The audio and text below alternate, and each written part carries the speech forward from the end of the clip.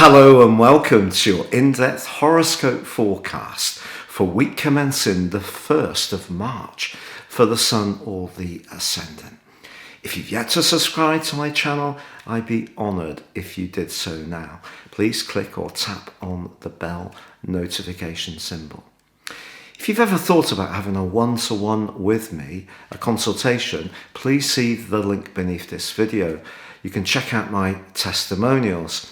Or if you'd like to ascend from sun sign astrology to more serious astrology in an affordable way, please see the link below for my personal horoscope reports. Based on your time, date and place of birth, totally unique to you, you can get a year's forecast and a character analysis, 30% off special offer. Hello Cancer and welcome to your in-depth weekly horoscope for week commencing the 1st of March. A glorious alliance of the Sun, Venus and Neptune in your 9th house of expansion can really get your imagination working overtime, but in a really positive way. And there's a lovely link this week between Venus and also Uranus, which is in your sector of the future. And that's pushing you to be more open-minded, interacting with groups, or really sticking out for what you want to do as an individual. But that link between Venus and Uranus suggests that there could be some kind of connection that's quite electric, and it could come with someone at a distance or who's a bit unusual that actually can prove to be really fascinating.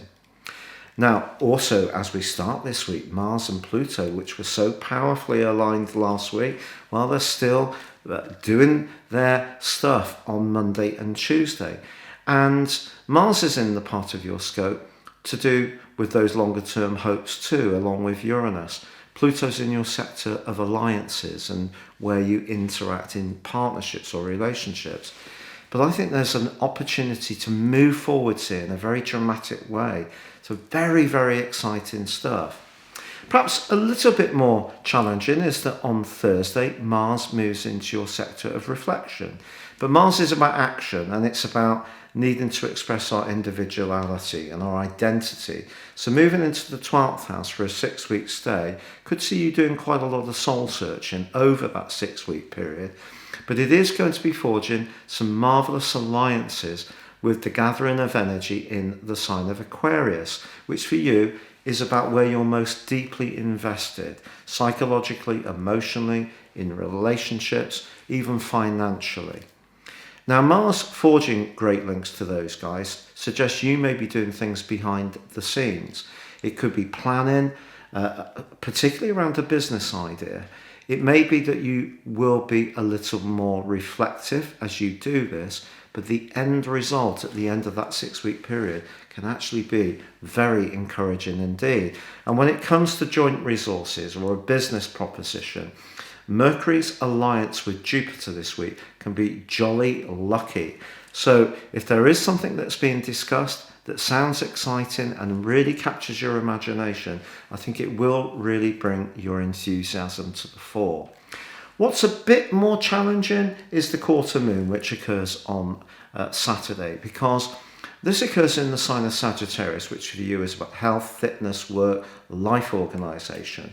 So that's all stuff you can deal with, because I find that Cancer people can be some of the most skillful managers of resources of any of the zodiac signs. But because the Sun is quite close to Neptune, Neptune is going to be part and parcel of the new moon in Pisces, which occurs on the 13th of this month, so at the end of next week's forecast.